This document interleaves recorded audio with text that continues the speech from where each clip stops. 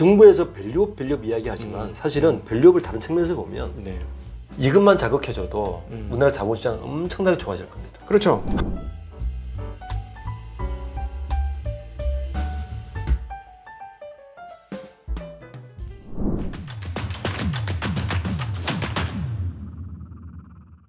오늘간 어떤 장점이 있느냐면은 우리나라 지배구조나 현재를 보면 제가 옛날에 이런 질문을 받은 적이 있어요. 로이터 통신에서 로이터 통신의 그 에디터 하나가 전화가 온 거예요. 미스터 박, 워렌 버핏이 한 50억 불이면 정몽구 회장이 현대차 지분 다 살 수 있을 것 같은데 그 당시 한 6조 정도 했단 말이에요. 그거 워렌 버핏이 그 50억 불 정도는 충분히 가동 가능하니까 그거 사버리면 현대자동차 그룹이 워렌 버핏 거 돼? 이렇게 묻는 거예요. 그 사람들은 돼야 되는 게 당연한 거잖아요. 안 돼, 내가 그랬어요. 왜 안 돼? 부터 이제 설명을 복잡하게 해야 되는 거예요. 제가 이제 외신 기자들 만나면 이 설명하는데 많은 시간을 할애야 돼요. 예를 들어서 이재용 회장의 지분이 지금 현재 가치가 한 뭐 100억 불 정도 될 거 아니에요, 그죠? 한 10 몇 조 되니까. 100억 불 정도를 지금 동원할 수 있는 국제적인 성분들 많잖아요. 많죠. 뭐 지금 저기 버크셔는 뭐 450조 원을 지금 현금으로 들고 있으니 충분히 할 수 있는데 그거 사면 그리고 이재용 회장 지분 다 사면 그거 돼? 안 되는 거잖아요. 이제 일단 여기에서 이제 우리가 이 자본시장에 딜레마가 생기는 거예요. 일단 오늘 일가들은 그렇게 안 되게 만들어 놓은 거고 자본시장의 흐름은 그렇게 돼야 되는 이 딜레마에 빠져 있는데 이 딜레마의 근본 원인이 이거죠. 우리나라 대부분의 50대 그룹들이 3세로 넘어가거나 2세에서 또 3세로 넘어가거나 3세 4세로 넘어가거나 다 경영권 승계 과정에 있고 4대 그룹 중에는 보면 현대차는 회장은 바뀌었지만 승계 안 돼 있고 지분으로 보면 LG만 돼 있고 SK그룹 최태원 회장 같은 경우는 지금 이혼 소송도 걸려 있지만 주 SK 지분을 넘겨주려면 상당히 복잡한 과정을 거쳐야 되고 하나그룹 같은 경우도 김동관 부회장이 지금 주 하나를 어떻게 받아야 될지 고민스러워서 여러 작업을 하고 있단 말이에요. 이런 과정이 있다 보니까 오늘 일가들은 딱 한 가지예요. 이 전체를 지배를 하고 싶은데 가장 효율적으로 지배하고 싶은 거죠. 그러니까 그 그룹의 지배 구조의 핵심 계열사의 지분을 최소한으로 확보를 하는데 그 확보한 지분도 최저 가격으로 항상 가지고 싶어 하는 거예요. 왜냐하면 승계할 때 상속세 증여세가 적게 나오잖아요. 그렇죠. 가볍게 만드는 거죠. 규모가 크면 한 50~60% 상속세를 내게 돼 있으니까. 그런 마음은 있으면서 공격받기는 싫어하는 거예요. 제가 이제 다른 곳에 가서 그 보통 이런 말을 하는데 포이즌필, 황금주 사실 그보다 제일 확실한 긴급 방어가 있다. 주가를 올리는 거죠. 주가만 올리면 돼요. 비싸면 함부로 못 들어오는 거죠. 그렇죠. 이번에 예를 들어서 고려아연도 주가가 원래 한 150만 원 했어요. 못 들어오죠. 150만 원 했다면은 왜냐면 MBK가 그 6조를 들고 들어와야 되거든요. 돈이 너무 큰 돈이 필요하기 때문에 그 6조, 8조 정도가 필요한데 그러면 쉽게 못 들어오는 거죠.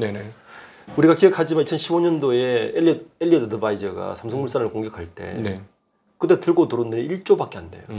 1조. 엄청 가볍죠. 자기 입장에서는. 정부에서 밸류업 이야기하지만 사실은 밸류업을 다른 측면에서 보면 이것만 자극해줘도 우리나라 자본시장 엄청나게 좋아질 겁니다. 그렇죠. 간단하게 말하면 적대적 M&A가 다 방어돼요.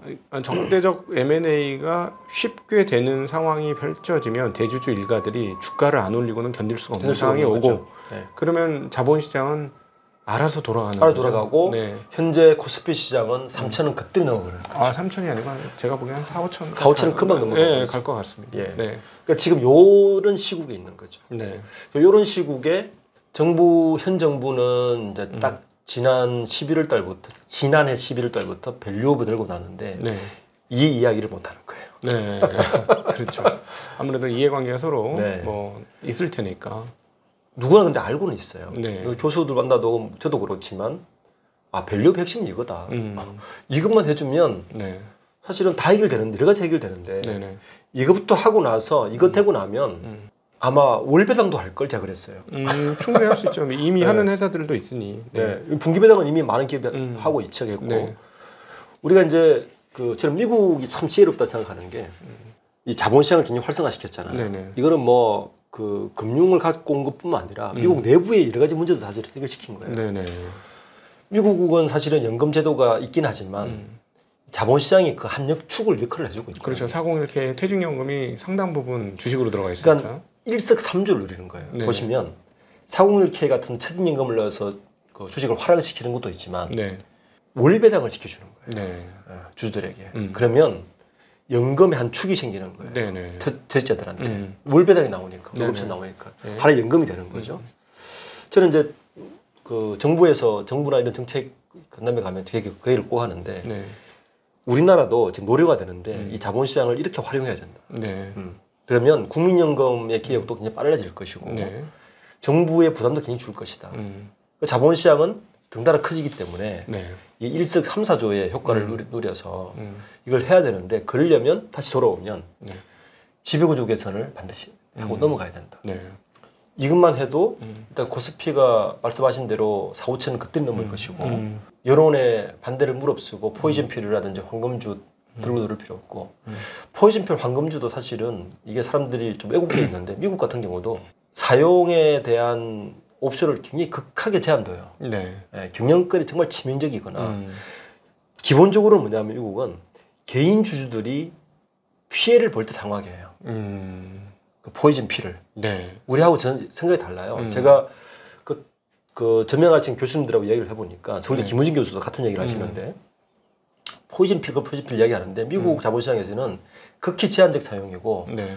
사용할 때도 그 법원에서 허가를 해준 기준이 뭐냐면 대주주가 아니고 네. 개인 주주들이 피해를 볼 때 사용하게끔 한다는 거예요. 그 경영권 넘어갔을 때. 네. 우리는 경영권을 방어하기 위한데 대주주의 경영권을 방어하기 그렇죠. 위한 개념으로 사용하고 사용하는 있는 거죠. 전혀 다른 개념인 거죠. 네. 그런 개념별로 사실 도입해도 되는데 네. 이런 상황이 지금 우리나라 와 있어요. 그러니까 이제 어떤 주장을 하냐 하면은 지금 여론을 보시면 황경현이나 네. 대한상이나 이쪽에서 주장은 뭐냐면 봐라.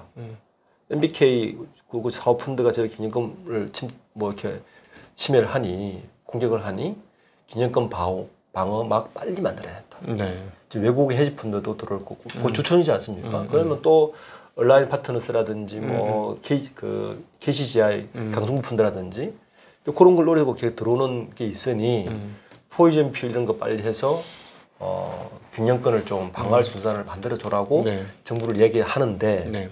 그 이전의 거를 얘기 안 하고 늘려 하는 거죠. 저는 좋다 이거죠. 그걸 하려면 반드시 선제적으로 해결될 게 있다. 그게 뭐냐면 개인 투자자를 보호할 수 있는 장치를 이제 만들어 놓으셔야 된다. 네. 네. 그게 선제가 되고 나면 해도 된다. 네. 근데 그거는 일절 말하지 않고 미국 같은 데서 하는 건 일절 말하지 않고 그 앞에 것만 얘기하면 이거는 아니다는 거죠. 네. 그래서 이제 그런 의미에서 보면 이번 상법 개정이 중요한 의미를 갖는 거죠. 네. 지금 현재 상법 80조 4망을 보면 이사들은 회사를 위해서 충실 의무가 있다. 네. 충실 신의 의무가 있다고 하는데 이제 그거를 민주당 김현정 의원님가 아마 발의했을 거예요. 주주들에게도 충실의 신의 의무를 져야 된다라고 하면 네. 하는 이제 법으로 바뀌는 걸로 지금 아마 발의가 돼 있는데 네. 그렇게 되면 당장 이제 아까 고려 사태 같은 경우는 유상증자 못하죠. 그렇죠. 네. 이사들이 소송당할 소송 배임의 배임의 걸리죠. 네. 그리고 물적 분할 당연히 못하죠. 네. 그리고 최근에 일례를 보면 SK ENS와 SK 이노베이션 합병 안 됩니다. 네, ENS 주주들이 절대 아니죠. 동감을 주 SK 주주들이 반대하죠. 아, 그렇죠. 주 SK 주주들은 이거 얼마나 ENS에서 받는 엄청난 그 배당금 이득이 있는데 네, 못 받으니까요. 그런 거 못 하는 거예요. 네. 그러니까 SK 그래서 일설에 의하면 SK 그룹에서 그래서 리밸런싱을 서두르는 거 아니냐. 네네네. 상품 통과되기 전에 해야 되니까 여러 가지를 못 합니다. 네. 두산 절대 못 하죠. 두산 합병 이거는 뭐 있을 수가 없는 일이죠. 네, 두산 밖에 주주 입장에서 정말 완전 날강도니까요. 네. 그래서 우선 이 상법 개정의 의미가 그런 데 있는 거예요. 네. 일단 운동장을 페어플레이 할 수 있도록 만들어줘야 된다. 이 자본시장을. 네네. 지금 기울어준 운동장인데 여기다가 더 기울게 하면 네. 말이 안 된다. 일단 공정한 게임을 하게끔 해줘라. 네. 네. 그게 이제 개인 주주 권익 보호 장치를 여러 가지 만들어 놔야 되는 거예요. 우선 뭐 독립 경영사도 일단은 통과는 됐고 하지만 너무 부족합니다. 독립. 뭐 저번에 그 문재인 정권 때 네. 그 공정진 3법인가요? 네. 그때 할 때 독립이사제 그거 이제 제한할 수 있도록 네. 그 1% 그 제한 네. 뭐 이런 여러 가지 했는데 그것도 굉장히 부족해서 일단 상법 개정을 진행해도 되는가가 되게 중요할 것 같고요. 네. 이 상태고 그러면 아마 이제 이쪽 반대편에서는 또 여러 가지 이야기를 하겠죠. 그러니까요. 왜냐하면 이제 반대편에서 이런 논리를 들고 나올 것 같아요. 미국은 자본의 논리로 모든 거를 딱 결정한 거 아닙니까? 그러니까 다른 기준 말고 그냥 자본의 기준으로 가자라고 한마디로 이제 정리를 해보면 될 것 같고 이런 모든 것들이. 한국 같은 경우는 아니 자본은 자기 이익만을 위해서 하는 거지 경영자처럼 내 일처럼 내 것처럼 그리고 자기 헌신을 하면서 자기를 다 쏟아가면서 할 수 있느냐 이런 어떤 기업가 정신이 없을 수 있으니 걔네들은 그냥 기업 사냥꾼 뿐이고 기업가 정신이 있는데 맡겨야 된다 이런 논리를 그동안에 해왔고 네. 앞으로도 뭐 충분히 그렇게 할 것 같아요. 나라의 미래 그리고 기업의 미래를 위해서는 어떤 그 회사에 대한 충실한 어떤 그 기업가 정신과 주인 의식을 가져야 되는데 자본이 무슨 그런 정신이 있겠느냐 이런 논리를 필 것 같거든요. 사실은 저는 둘 다 맞는 얘기입니다. 네. 사실은 요즘 이제 학계나 이런 쪽에 지배구조 많이 하시는 분들이 이런 얘기를 해요. 과연 우리에게 맞는 지배 소유 구조는 뭘까라는 고민을 많이 합니다. 네. 그 말씀하신 대로 미국의 그 어떤 기준들이 모든 게 답은 될 수는 분명히 없어요. 그리고 이제 우리가 밸류업 하는데 기본적으로 이제 밸류업의 기준이 ROE이지 않습니까? 자기 자본 수익률인데 기본적으로 산업 구조가 다릅니다. 첫 번째. 그렇죠. 그러니까 우리나라는 기본적으로 산업 자본 형태로 국가가 발전해 왔어요. 네, 중후장대라고 표현할 그렇죠. 수 있는 그런 어마어마한 돈을 때려 부어서 공장과 설비와 기술을 때려 부어서 이 산업 자본, 그러니까 기본적으로 자기 자본량이 클 수밖에 없는 구조에서 수익은 적게 나는 구조니까 이거하고 구글이나 마이크로소프트나 애플처럼 자기 공장도 없잖아요. 애플은 없는 곳에서의 ROE는 사실은 비교 자체가 불가할 정도로 나오죠. 근데 이걸 같은 기준으로 ROE를 평가하는 것은 어떻게 보면 좀 다른 산업 구조예요. 그렇다면 우리에게 맞는 지배 구조, 지배 소유 구조, 그다음에 뭐 이런 주주 보호주의 이런 것들을 고민해서 만들어야 된다는 거예요. 너무 고민이 적었다. 저는 그런 생각을 많이 합니다. 미국의 단점은 뭐냐면 그 자본의 논리로 하니까 주주들이 굉장히 컴플레인도 많고 재바르죠. 그리고 지금처럼 미국이었으면 삼성전자 CEO는 몇 번 잘렸을 겁니다. 그렇지 않겠습니까? 놔뒀겠습니까? 주가가 반토막이 났으면 그 CEO를 놔두겠습니까? 주주들은 주가에 민감하죠. 민감하죠. 바로바로 교체하라 그러고 뭐 난리가 나죠. 우리나라는 아무도 컴플레인 안 하잖아요. CEO 교체 요구를 제가 들어본 적이 없어요. 그리고 더 중요한 건 우리나라 CEO들은 주가에 별 관심이 없습니다. 오너의 관심만 받으면 돼요. 저는 그 요즘 이런 사태들을 보면서 같이 고민을 해야 된다. 우리에게 맞는 걸 좀 찾아내야 된다. 지배 소유 구조도 그렇고 뭐 상법 이런 것들 좀 찾아내는 게 지금 우리의 과제가 아닐까 하는 생각을 좀 많이 해봅니다. 사실 뭐 경영권은 사실 오너십을 가지는 건 대리인도 오너십을 가지는 게 중요하고 오너도 오너십을 가지는 게 중요하고 오너라고 할지라도 이건 내 재산이라고 생각하고 기업의 미래 생각 안 하면 그 회사는 망가지는 거고 대리인이라고 할지라도 그냥 사장이라고 할지라도 뭐 어떤 사명을 가지고 운용을 하면 오너보다 더 잘 운영할 수도 있는 똑같죠. 거고. 맞아요. 그리고 사실 뭐 지금 SK 그룹 같은 경우는 과거부터 그런 전통이 잘 돼 있잖아요. 그러니까 뭐 최근에 SK 하이닉스가 잘 된 것도 사실 따지고 보면 인파워먼트라고 표현하는 훌륭한 리더십을 잘 세워서 맡긴 게 맞아요.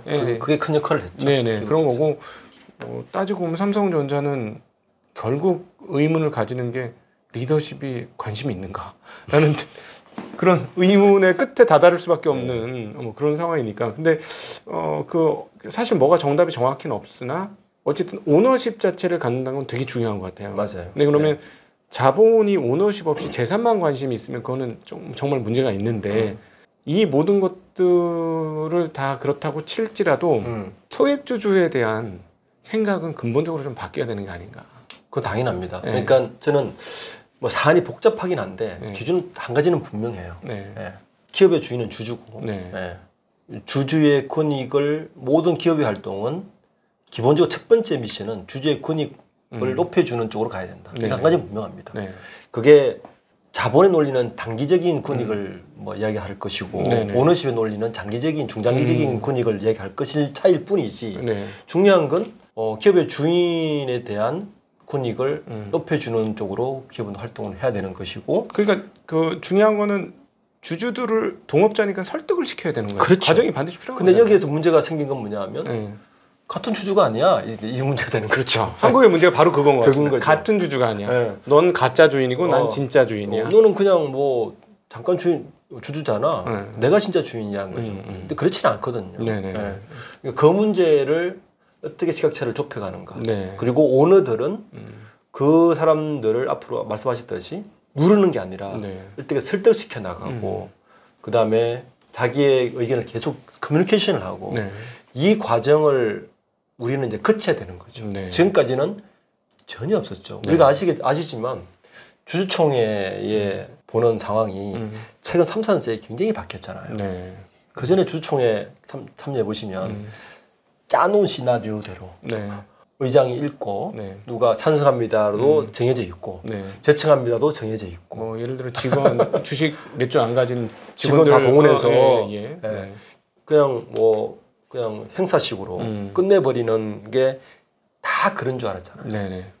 해치웠죠. 해치웠어. 그렇죠. 네. 그런데 최근에 보면 팬데믹 때 주주들이 400만에서 1,400만 명 늘어나면서 MZ 세대들이 들어왔잖아요. 그렇죠. 이 친구들 가만히 안 있잖아요. 아, 정확한 계산 정확한 네. 친구들이죠. 네. 저는 굉장히 긍정적으로 봐요. 우리나라 네. 자본시장에 굉장히 중요한 변곡점이 생겼다. 이 네. 친구들이 들어오는 바람에 이 친구들이 이분들이 들어오면서 이제 이야기를 하기 시작하고 주주총회가 시끄러지기 시작하고 당연한 겁니다. 이게 사실은 그렇게 돼야 되는 거죠.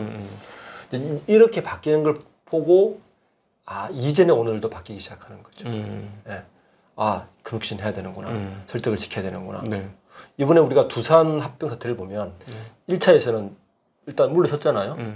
2차에서 다시 시도를 하면서 두산 박혁과 분할하고 합병하면서 네.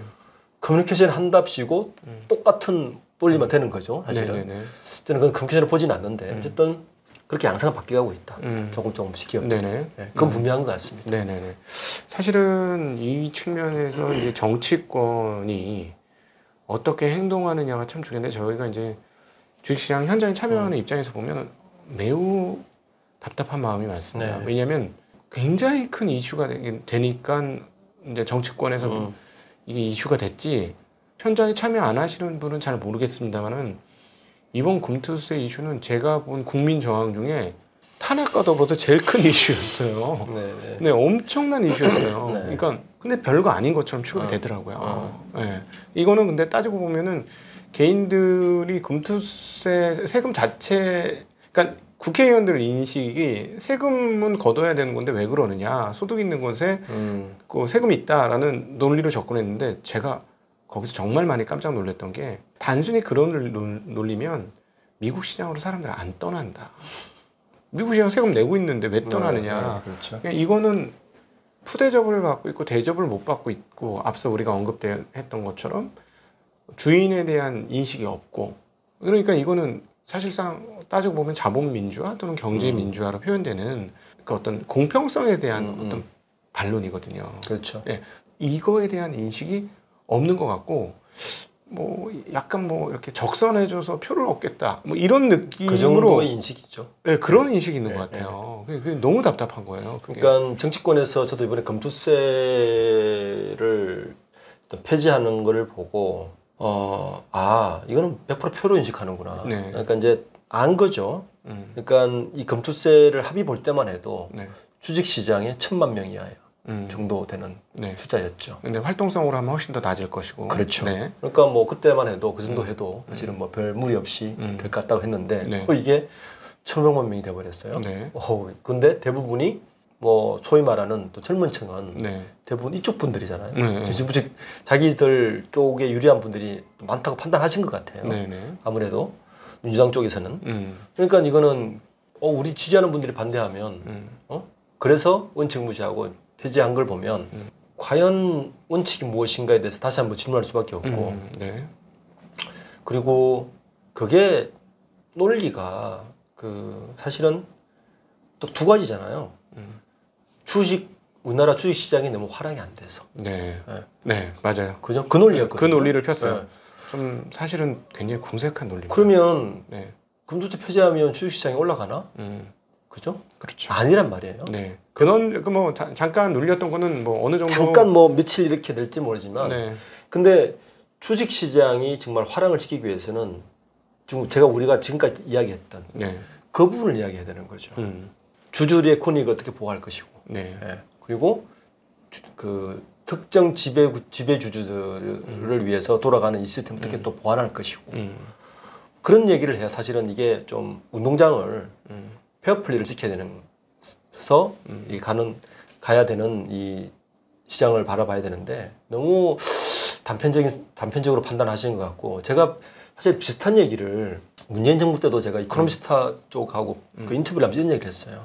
어떻게 생각하냐 문재인 정부 경쟁치에 대해서. 그때가 문재인 정부 한 3년 좀 지났을 거예요. 제가 이렇게 비판했습니다. 그때 문재인 정부의 세 가지 경쟁축이 뭐냐 하면은 혁신경제, 공정경제, 일자리 정책이었어요. 근데 사실은 이 세 개가 물려 있어요. 잘 보시면 공정하게 페어플레이를 하게 하면 거기서는 혁신이 발생합니다. 100%입니다. 어느 나라고. 혁신이 발생하면 일자리가 생깁니다. 단순한 논리잖아요. 그런데 우리가 기억해 보시면 복귀해 보면 문재인 정부는 철저히 거꾸로 했습니다. 제일 먼저 일자리 들고 나왔어요. 취임 초기에 뭐 일자리 판 걸어놓고 막 홍보하고 일자리 제일 먼저 들고 나오고 그 다음에 공정위를 지켜서 혁신경제 한다고 들어오고 마지막에 공정거래 3법 마지막에 통과시켰어요. 그러니까 이 순서가 완전히 거꾸로 된 거죠. 그럼 이건 절대 성공할 수 없습니다. 제가 그래서 그때 3년차 될 때 굉장히 심하게 비판했어요. 이게 실패다 그렇게 하시면. 똑같은 논리예요. 아까 금투세하고 당장 지지자들이 환호하니까 일자리 같은 거 지속성 없는 일자리 터뜨려봐야 그거는 은바로 오줌리기 정책이 안 되고 정책이라는 거는 뭔가 좀 장기적으로 보고 이게 뼈대가 되고 인프라가 돼서 선순환될 수 있는 구조를 만들어주는 게 이분들이 할 일인데 왜 이렇게 단편적이냐. 당장 국민들이 좋아하니까 일자리 막 공공기관 시켜서 일자리 빨리 만들어주고 그거 금방 없어질 거잖아요. 그렇죠. 뭐 금방 없어져요. 일일직 이런 게 많았죠. 그리고 정권 바뀌면 또 다 없어져요. 지금 이번 정권에서 보면 공공기관 일자리 하나도 안 늘었습니다. 그래 끝나버리는 거예요. 그리고 혁신경제 안 되죠. 뭐 박근혜 때 그린경제 이명박 때 뭐 하던 것들은 판판이 다 꺼집니다. 첫 번째가 공정. 페어하게 만들어줘야 된다. 지금 자본시장도 저는 마찬가지로 봅니다. 그러니까 지금 이런 사태들을 보면 뭐부터 우리가 손을 대야 될지를 좀 정책을 판단을 하고 상법 개정이나 해서 어떻게 하면 이게 늘어난 이 투자자들을 보호할 것인가의 관점에서 여러 가지 장치를 만들어 놓고 경영권을 가진 분들하고 어떻게 또 커뮤니케이션을 하고 이런 것들을 만들어주는 게 첫 번째가 아닌가. 지금 그 시점이 맞다. 그러니까 그 나라의 경제를 보면 이제는 뭐 옛날에는 어떨 그 관건이 어떤 자원 배분을 하면서 미국으로부터 자원을 받았으니 그걸 적절하게 배분을 하면서 자기가 키워줬으니 뭐 당연히 지금도 그 관행과 관습이 남아있으니 그렇게 우리가 핸들링할 수 있다라고 생각할 수 있을지 모르겠지만 지금 미국의 경제를 봐도 그렇고 세계의 주요한 기업들을 보면 기업 자체의 역량이 과거 뭐 국가 단위의 경쟁력보다 더 올라간 기업들이 당연하죠. 굉장히 많아졌잖아요. 그리고 한국의 기업들도 어떤 그런 기업이 성장이 되어 있는데 그러면 사실은 생각할 때 나라의 미래나 어떤 그 시대의 미래나 이런 걸 봤을 때 기업이 어떻게 돼야 되고 또 그 기업의 중추를 이루는 자본은 어떻게 해야 되는가에 대한 어떤 학습과 이해가 조금 더 선행돼야 되는데 그렇죠. 그걸 읽어내지 못하는 것 같아요. 제가 너무 안타까운 건 기업이 왜 지금 기업인지 그걸 구성하고 있는 자본은 어떤 의미가 있는지에 대한 정치권의 이해도가 너무 떨어지는 것 같은 거예요. 이걸 어떻게 해서 나라 경제와 나라 미래를 어떻게 만들어낼 것인가. 제가 그래서 그런 부분을 이야기하려고 다음 주에 국회에서 국회 한 100명 모아놓고 강의를 하는데요. 근데 제 개인적인 생각은 이런 거죠. 우리나라 근현대사를 보면 이 자본의 역사가 어떻게 흘러왔냐 보면 네. 6.25 이전의 자본들은 상업자본이었어요. 네네. 삼성물산 이병철 회장 그리고 두산그룹의 박 회장이나 네. 대부분 뭐 도매상하고 이렇게 무역 작게 해서 네. 상업자본이 됐다가 6.25가 끝나고 나서 미국 원조를 받으면서 이게 산업자본화 되기 시작합니다. 네. 모아놓은 돈이. 그게 우리가 알고 있는 제1제당, 면직공장, SK 뭐 이런 것들이 생기기 시작하고 이 산업자본은 박정희 시대를 거치면서 중후장대로 커지죠. 네네. 경공업 산업자본에서 네. 중후장대 산업자본으로 커지는 게 언제까지 가느냐면 이게 전두환 때까지 갑니다. 네. 그리고 김영삼 정부에서 OECD 가입하고 하면서 IMF가 딱 터지잖아요. 네. 그때부터는 이 산업자본이 급격하게 금융자본화됩니다. 금융자본의 시대로 가요. 지금도 어쩌면 그 시대에 이렇게 걸치는지 모르는데 이제 그 다음이 중요한데 방금 말씀하신 대로 사실 금융자본화되면서 국가의 통제력을 조금씩 잃어가요. 네. 네. 왜냐하면 외국의 문을 개방했으니까. 네. 지금의 시대는 제가 있는 시대는 기술자본 시대입니다. 네. 기술자본 시대 지금 미국의 IRA법, 반도체 뭐 이런 것들은 철저하게 기술자본 시대입니다. 네. 반도체 기술이 국가의 보안 큰 인프라 산업이 되고 TSMC의 어떤 기술 자체가 대만의 안전을 보장하고 그렇죠. 네, 그런 식이 되는 그리고 구글 기술이라든지 AI 기술도 사실은 국가의 기술 자본 시대로 가 있어요. 네네. 네. 물론 기술 자본은 금융 자본이나 산업 자본이 들어가야 되긴 하지만 네. 이 자본의 형태 자체가 굉장히 이렇게 바뀌는데 네. 국가의 운영 방침은 여전히 산업 자본 시대에 똑같이 가고 있습니다. 네네. 그러니까 못 읽는 거죠. 기업의 역할을 뭘로 보냐면은 한 가지 예를 들어주면 출산위원회에 가 계시는 주영환 장관, 네. 전 산자부 장관을 하셨어요. 이분들이 이야기할 때는 대기업 대표이사나 회장들은 자기들이 부르면 오는 사람인 거예요. 네. 시장에서 떡볶이도 먹었죠. 그렇죠. 네. 지금 윤석열 대통령 그렇죠. 네. 그러니까 이분들의 생각은 기업은 하수인이야. 우리가 하라면 하고 해야 돼라고. 왜냐면 옛날엔 자기네들이 자원 배분을 많이 해줬으니까. 그렇죠. 네. 자본의 군에 자기들이 있었으니까. 근데 그런 시대가 이미 그럼요. 30년 전에 가기 시작했는데 IMF 이후로 싹 바뀌었죠. 아니 삼성전자 은행 돈 안 쓰잖아요. 그러니까요. 예. 그러니까 이 정책하시는 분들은 아직 거기에 머물러 있는데 이 주주권익을 이야기하겠냐고요. 제가 말은. 그러니까 예. 이해도가 너무 없는 거죠. 그러니까 저는 오죽했으면 국회의원들 세비의 일부는 코스피 ETF 같은 걸로 주라. 몇백만 원이라도 자기 돈 들어가면 관심이 생긴다. 한 푼도 없으니까 관심이 안 생기는 거다. 그렇죠. 500만 원, 1000만 원만 들어가봐라. 자기 돈. 그거 좋은 방법인데? 네. 아니 퇴직연금, 자기 퇴직연금에 그냥 아예 코스피를 끼워줘봐라. 그럼 코스피 부동산으로 쏠림이 80%씩 이렇게 자산이 넘어가는 건 이유 중에 하나가 소위 말하는 국가의 헤게모니를 가진 사람들이 재산이 다 부동산이 있기 때문에 저는 그렇게 봐요. 진짜로. 네. 뭐 자기 이게 뭐 계산 안 할 수가 없죠. 팔이 밖으로 절대 안 굽습니다. 예, 예. 네.